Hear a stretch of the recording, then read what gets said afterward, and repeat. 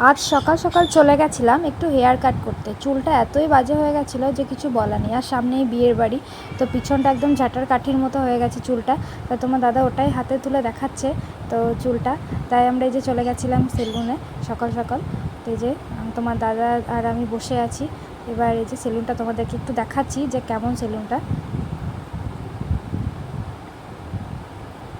এই যে এবার আমি হেয়ার কাট করছি, সায়নদার কাছে গেছিলাম হেয়ার কাট করতে। তো ওখানে পিওশ্রী তোমাদের দাদা দাঁড়িয়ে আছে ওখানে।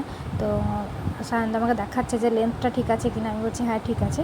আমি তো খুব ছোটো করবো না বলেই দিয়েছিলাম, যেহেতু আমার চুলটা লম্বা কিন্তু খুব পাতলা, ওই জন্য ঠিক চুলটা যেমনই কাটি খুব একটা ভালো লাগে না দেখতে। তাহলেও মনে হলো যে একটু কাটি, অনেক দিন ধরে ইচ্ছা ছিল কাটার। তো আমার চুল কাটা হয়ে গেছে, চুলটা ওয়াশ করেও নিয়েছিলাম।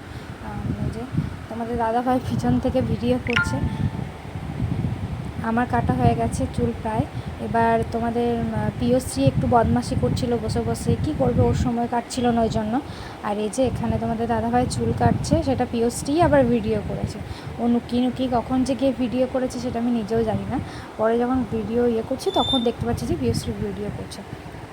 তো তোমরা চাইলে যেতে পারো সায়নদার সেলুনে, খুব ভালো চুল কাটে সায়নদা। তো আমরা তো ওখানেই যাই, আমার মেয়ে আমরা সবাই ওখানেই চুল কাটি। তো সায়নদার ব্যবহারও খুব ভালো। তো তোমরা চাইলে যেতে পারো সেখানে, বাইপাস রোডের মধ্যে সায়নদার সেলুনটা।